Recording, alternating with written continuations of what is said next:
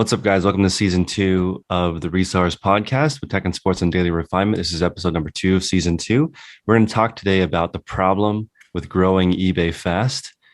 And, there's sort of 3 stages of eBay: infancy, intermediate, and then advanced eBay. And everyone is in a huge rush to get to advanced eBay, including me. And there's a lot of problems that happen with that. But you did not take that approach. You've been growing slowly the last 13 years. And I think people need to take a look at how you did it. Yeah, I think that not only for eBay, but this applies to many businesses that people start and begin. Like there has to be certain levels to it where you have to go through the motions and figure out the things that do suck in that particular business, find ways to get around them, streamline, problem solve, get all your ducks in a row before you're able to get to the next level.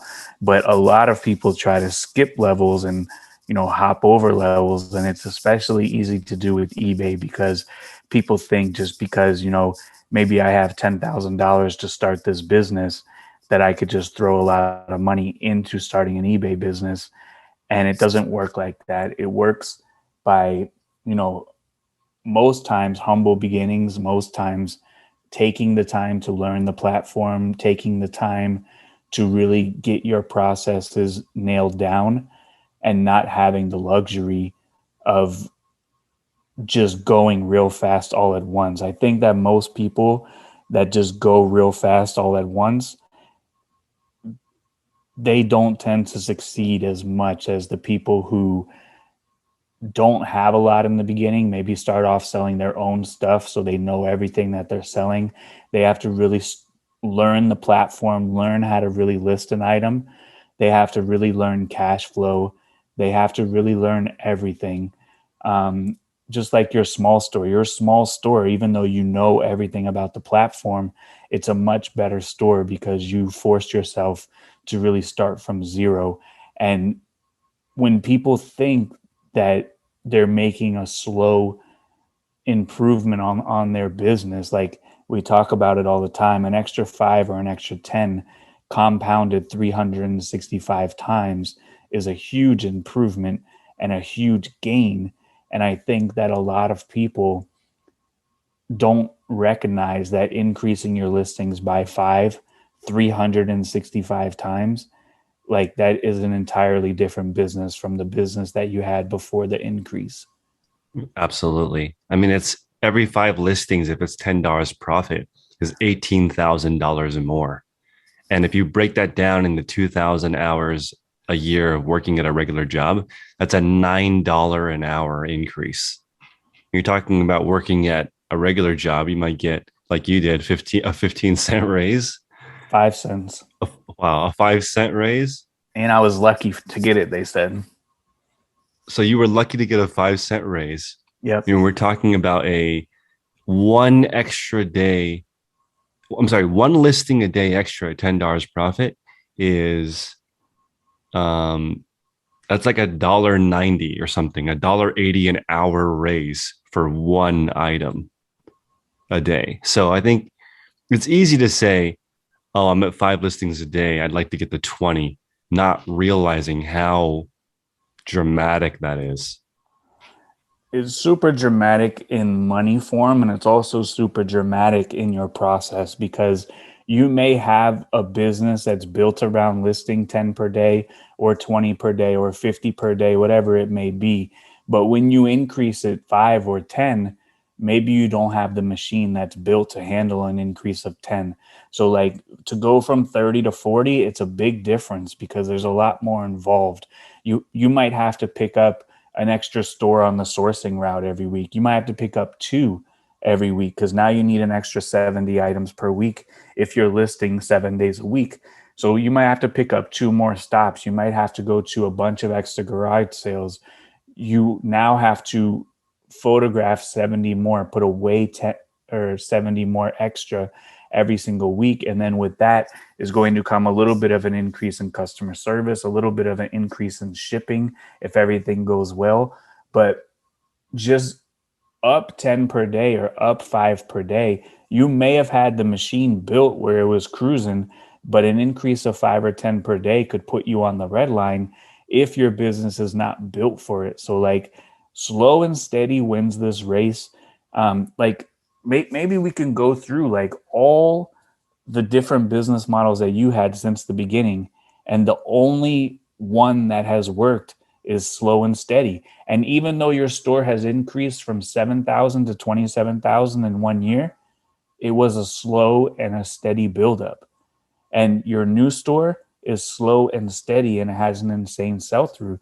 But in the past, you you had the business model of hire 8 people, one person for a different task. It doesn't work like that. You can't just come out of the gate and have a humongous eBay store. I've never seen that happen successfully. I mean, we have so many examples of that not working. So, I mean, for me in the beginning, when I first started, I thought, well, this is like putting together a puzzle. I just need a list here, a photographer, a shipper, and I'm good. But if you don't understand how those pieces work, you end up with a big mess of items that don't sell. And you don't understand why they're not selling. And you don't know how to make them sell faster. You don't know how to get that space back. It is really debilitating having all these items that don't sell. And I think in the beginning, working with a limited budget is very, very different. You get spoiled real quick in reselling because you can make $500 in a weekend. Your first weekend, if you pick up a few home runs, you run into a garage sale or a thrift store and come up 500 or $1,000, and you start skipping steps, not understanding. And for me, right out the gate, I hired people day one. I was not interested in doing eBay by myself. And it caused me a lot of heartache. After doing the little store by myself, I thought potentially to just shut it down, just do it myself only. There's a lot less headaches. You actually understand which items net how much. Real quick, you can figure out, okay, these types of items, I make less money. It's less worth my time. These types of items, I make less profit, but they're faster. You start understanding which items take you the least amount of time, which items profit you the most. Sometimes you'll come to the realization to not chase home runs because you realize how much time, how much testing. And when you look at the condition of an item selling a pre-owned item, and now I was talking to Jack about this maybe a year ago, the most valuable part of reselling is the grading part where you determine what you think the value is. You can't skip that part. If you outsource that to somebody else, you can, if you do that as an Amazon store, you probably will get suspended your first month. If you were to outsource the grading of the condition, eBay is a little bit more lenient, but not Amazon. Yeah. If you outsource condition, you're going to get a lot of item not as described. Mm-hmm. And that's going to really, hamper your business. If you fall too high, you're going to get a 5% increase in your final value fees, and that could be absolutely crippling. Somebody made a post today, brand new to the group today, said that they had a store that was similar to your new store, same size and everything, and they were curious why they weren't seeing the same success. And they said that they haven't made the time yet to go back and fix their item specifics. Should they spend the time to do that? And unless you spend the time to go back and fix your item specifics and make sure that you are meeting or exceeding all the metrics on the quality listing report, you will never have the same metrics that you're seeing in your new store. You will never have the same kind of sell through that you're seeing in your new store, because everything that you're doing in your new store, you're doing perfectly. You're pricing at market or below. All your item specifics are filled out properly. You're buying and selling in demand items. And I think one of the biggest things that you're doing, and you don't realize that this is a huge thing for this new store, is that you're responding to offers and messages immediately. Yeah, I it's a think that big that is a difference. huge, huge thing if you want to have a lot of sales. And even though that's not a metric that eBay shows us that they judge, it only makes sense that they're going to shoot traffic to stores that are responding to messages and offers quickly. So unless you are doing all the things that you're doing inside of the new store, you will not see the same results. And the only reason why you are doing those things inside of the new store is because you've taken everything that you've learned inside of the group for 1 year and implemented those into a brand new store. If you have the same exact store Chris has and your item specifics are great, You're responding to messages and offers. You're selling in-demand items at market price or below price, meeting and exceeding all the metrics on the listing quality report, you will have the same success. If you are not, you cannot compare your store to that store because that store is fully optimized, ready to make sales with quality listings at quality prices. And also, I recognize the growth limitations. So earlier today on the women's clothing call, when we were thinking about, let's say the maximum listings you can do in a day is 10, your listing goal shouldn't be 10 because you need buffer and maybe even at least 25% buffer. So if you can list 10 a day, maybe your goal is only seven, three go into the draft bank. Because in this group, I think everyone has come through a situation where there's a 2 week period or a 3 week period, or for you, two people not showing up on a day is more than 2/3 of your workforce. Mm-hmm. Everyone's had that happen, but the people who have a larger draft bank, they don't get as thrown off by it. And I think everyone wants to do the maximum. Actually, the maximum isn't even enough. They can do 10 and they want to do 11. That's what I went through. I was thinking, the idea of continuous improvement doesn't mean more items every single week. I think that's something that I wish I had thought about. Improving your business doesn't mean you list more items every week. That's not always the only answer. So, what would you say to get from the infancy level to the intermediate level? What kind of improvements? What is the difference between those two levels? I think the difference between the infancy and an intermediate is understanding how fast items sell. Because if you go through the item specifics and you look at the required and you compare that to the market in the beginning, you don't know which item specifics are important. You don't know what sizes sell well. You don't know what categories sell well. You have no idea. So you're in the infancy stage where all of these things don't make sense to you. In the intermediate stage, okay, this type of video game genre, Nintendo is more popular than PlayStation. You would start to learn these things. And then when you are doing the item specifics, I can't leave off size. I can't leave off what platform this video game is on because people won't be able to find it. And I think that can only happen if you focus on one category because you learn all the nuances and what matters. And then you also learn what items in your niche you don't pick up. I mentioned the brand, the territory ahead is something that eBay recommends on their sourcing guide. If you are just starting, that might be confusing because you go out and buy it. And yes, the amount that sell versus how many are listed might be pretty good, but the total number of solds for territory ahead is actually very low. So that's confusing because what is it? Is it good to pick it up or not to pick it up? But it would depend on your sell through rate, how fast things sell, what you want to price them at. Also, the same sweatshirt might sell in a day at $9 and never sell at $20. That's also very confusing in the beginning. You might have the right items be priced too high. And I think what you did in the beginning and something that you've talked about in previous episodes is sometimes your items sell too fast and you take that lesson. Yeah.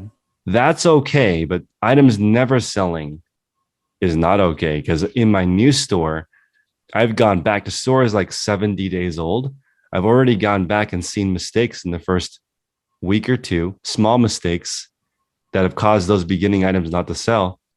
But when you're paying attention, you can go back and adjust and realize, okay, for example, like this is another thing that I mentioned from you. Certain brands can have defects and certain brands cannot. A Carhartt shirt that someone uses for work is different than a tuxedo shirt that someone wears to a formal evening. One can't have a mustard stain on it. Absolutely. So in the intermediate or in the beginning stage, you're just trying to figure it out.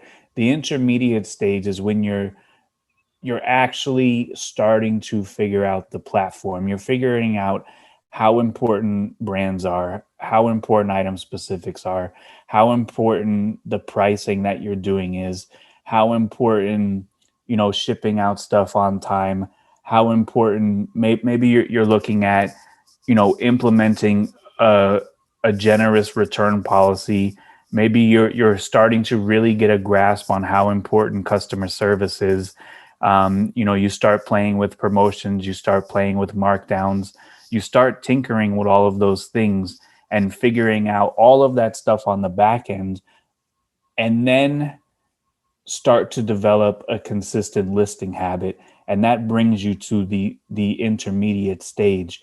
And once you've really figured all of those things out, then you can go to the advanced stage, increase your listings because you have a firm grasp on how important the item specifics are, how important the keywords are, how important it is to become an expert in your niche, and all the small nuances that make the difference of getting the sale over the intermediate sellers and over the beginner sellers, because certain keywords are going to get you sales over everybody else if you know the keywords. Certain price points are going to get you sales, certain price buckets are going to get you sales, and return policy, where you rank in the search, keeping an eye on traffic, keeping an eye on defects. All of those things are going to give you an advantage over the competition, and nobody knows those small details coming out of the gate. It really takes a lot of time and effort to seek out the knowledge to make these improvements inside of your business. But a lot of people don't take the time to seek the knowledge to make those improvements. Mm-hmm. And when we look at the listing quality report, or when we look at other sellers, we have to remember that a lot of sellers are casual sellers. A lot of sellers haven't even logged in this week. A lot of the competition is not on the same level that we should strive to be on. Mm-hmm. So we can eliminate a lot of people immediately, and those people don't even count when comparing ourselves to them, because maybe they sell for fun, maybe they're hobby sellers, maybe they can't be compared to professionals. And for those people, they are at an extreme disadvantage, because if you're a casual eBay seller, you're not going to know the importance on item specifics, on listing quality, on resolving all of these cases so you don't get in trouble. You're not going to know all of this stuff that we now know. And if you implement all the stuff that we talk about on a daily basis, it puts you at so much of an advantage over everybody else. And it may not seem like it, but you end up growing your business very fast. But you still have to remain patient. That's the biggest thing. Like we talk about, like, a lot of the advice sometimes we give is for people who want maximum results. And if you want maximum results, then you have to do maximum of the things that we talk about. But you also have to have maximum patience. You have to be patient. So you've gotten your store to 27,000 items, and you've been sitting there for a couple of months, and there is no desire to go to 80,000 items. You've reached a plateau that you're happy with right now, and you need to be patient until the next step. I've been listing 250 items every single day since March of last year, so like 18 months. Very, very, very patient. Could have gone to 350, 450, 500, but maybe the machine was not built for that. Maybe I didn't have warehouse capacity for that. Maybe you don't have storage unit capacity for that. Maybe your spare bedroom is filling up. We all have to practice extreme patience along with building our business, because if you're not patient, that's where you run into a lot of problems. And maybe you are an intermediate seller, but you get bounced back down to beginner because you have to reset all of your processes and start over. I think something that we don't mention enough about your process and the process of my new store as well is the new store, because my listing habit is so strong. 33 a day is not a lot. And so, but my bigger store, the wheels are shaking, because when you are towards your capacity, it's very, very difficult to maintain. And I think that if I like to look at Olympic athletes, a lot of them operate at 40 to 50% of what they can do on a day-to-day level. They only do the maximum effort once a year at the world championship. The rest of the year, they're cruising. They don't get injured because they're only at 40 or 50% of their maximum capacity. I would love to be that. Your space is only half as full as it could be. You can hold 100 items, your store's only 50 items. You can list 10 a day, your goal is 5 a day. You'd never be stressed out at that level until you do it for a while. Now you're really comfortable and you understand that extra space. Like, the most common warehouse advice when you go get one is a third of it should always be empty. Nobody thinks that way. At least I don't. I think every single square inch needs to be full of items that are for sale. But if you don't have that one third space, you don't have any buffer in your day. So you're like, I want to get 10 listings done, but I only have an hour. What happens if the thing before or the thing after gets in the way? Now you beat yourself up and it's difficult. So it is really interesting managing your expectations, but that buffer is important to understand. When you say you're only at 250 listings after 13 years, you're not bragging. You're explaining how difficult it is to grow. Extremely difficult if you want to grow safely. I mean, I can do 1,000 listings tomorrow, fine. But can I put 1,000 items away? Like, to list is easy, listing is easy. But can I put 1,000 items away? Can I, you know, source 1,000 extra items per day? Mm-hmm. Can I do all these other things that come into play safely and successfully? And the answer is no. And that's the same reason that eBay doesn't give me 1,000 sales tomorrow, Mm-hmm. because I can't do it safely and successfully. So, you know, at 250, can do it with my eyes closed, and we sell 250 items per day, and there's plenty of money to go around.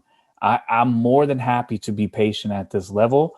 And now that I did, expand into a couple thousand more square feet, maybe I boost it up a little bit, but maybe I don't. There's no rush. There's no rush to grow, because even just listing 250 per day, you know, not every day you're gonna sell the same amount that you list. Sometimes you sell more than you list. Sometimes you don't sell as much as you list, and it all evens out. And year over year, your store still grows. So, like, for your little store, like, some days you sell 15, some you sell 7, some you sell 10.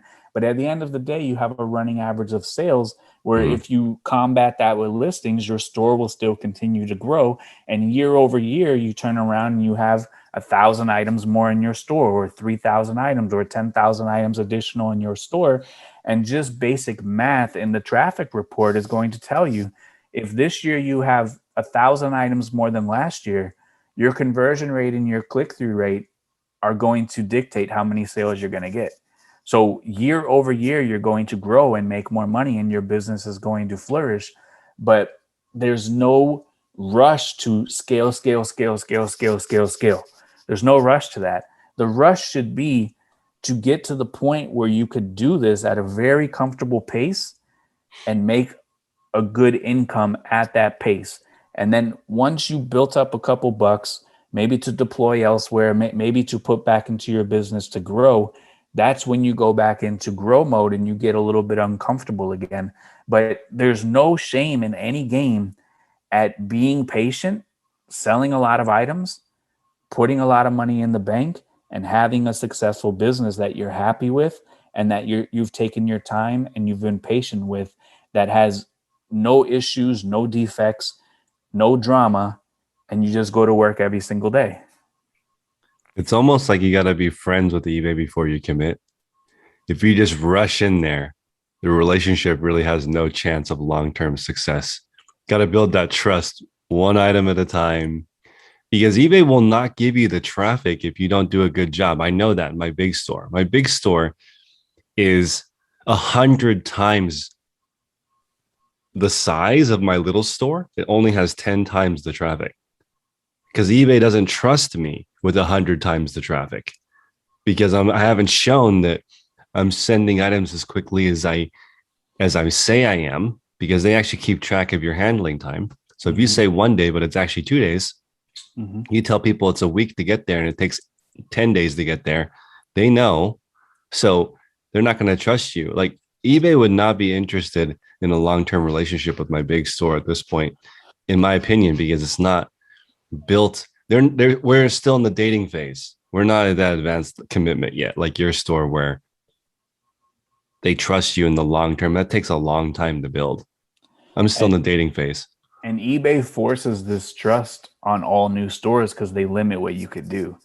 They Yeah. give you 10 and see if they could trust you. They give you 20, see if they could trust you. Because if not, you'd have a lot of people coming on here blowing out iPhone 13s and just leaving. So you're forced to build that trust inside of your store. But the problem is, as your business grows, your business can also get sloppy. And, we're judged on every single metric. We're judged on shipping time, actual shipping time, what we advertise and what we deliver. We're judged on defects, returns, item not as described. All of that stuff we're judged on. And all of that stuff, you know, the mistakes, as long as we can keep them at a minimum, eBay is going to trust us and reward us for the work that we're putting in. But you could list 1,000 items and never ship them, and it doesn't matter. You can list 1,000 items and all ship them late, and it doesn't matter. You could list 1,000 items that are all not as described, and it doesn't matter. You could be swap.com and have 1,000,000 items that are not accurately described in the listings, and it doesn't matter. Yeah, it's amazing that eBay is one of the most reliable partners, and they'll reliably limit your traffic too. So whatever you decide to do, they're just a reflection. It's really interesting. Like looking at how eBay works, if you take time off, they take time off too from giving you traffic. In order to actually be consistent, it takes a tremendous amount of planning. I think that's something that, when we first started this group a year ago, I had no ability to list every single day, really, even though I was a larger store, because the planning wasn't there. You have to have all the supplies set, all the sourcing set, all the photography set, your schedule set.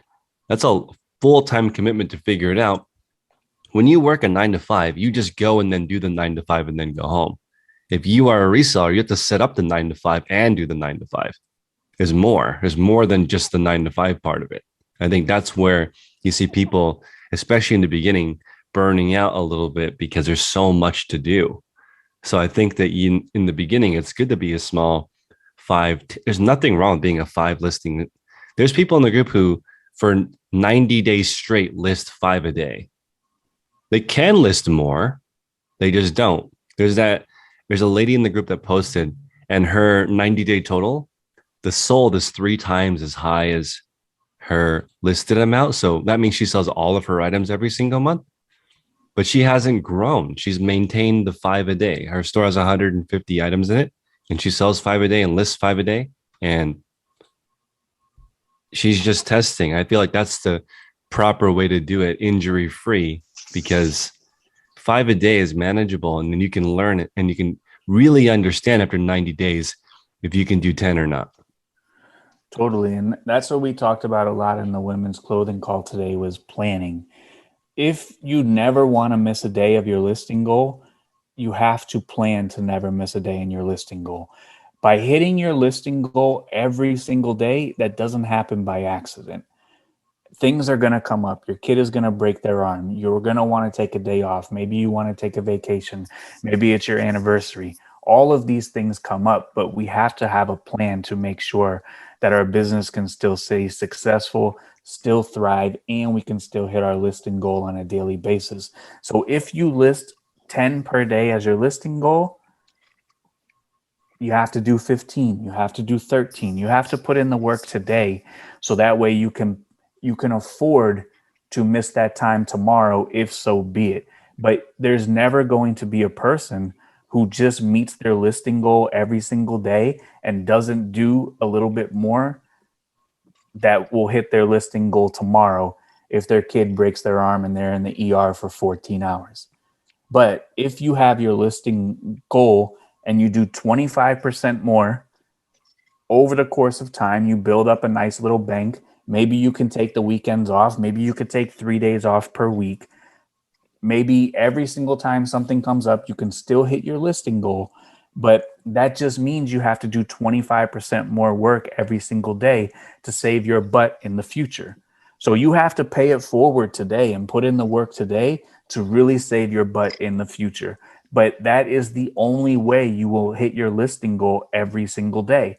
So for me, Chris already said, I have one person that is out sick this week, and I have one person that is attending to their grandma who had a heart attack this That's week. awesome. 2 people down this week. So that's 66% of the labor is gone. But I have a draft bank because I've prepared and planned for not everybody showing up every single day. So because we have a draft bank and because we've already done extra work in the past, I'm able to skate by and still hit the listing goal of 250 items. And without the plan and the processes in place, I would be absolutely screwed right now because this is day 3 where 2 people have not come to work. Thanks for listening to this week's podcast. If you'd like to listen to the rest of the episode, please go to patreon.com/the Resource Podcast for the full length episode. We have over 54 episodes now, so we're in season 2. This is episode number 2 of season 2, where we go over what it's like running an online store. Both of us combined have over 50,000 items on eBay, and we're 2 of the larger clothing sellers on eBay. My partner, Tech and Sports, being the largest pre-owned clothing seller on the platform. So we can help you in every category. We don't sell clothing because we necessarily like it. It's just the most convenient for building a machine. So we can help you guys with any category. Please join the Patreon group at patreon.com/the Resource Podcast. We recommend joining the Facebook group for the entire year because it will take you about 1 to 5 years to learn how to do this for a living. There's no shortcuts, and we preach that you get what you put out of it. So see you guys inside the Patreon group. Take care.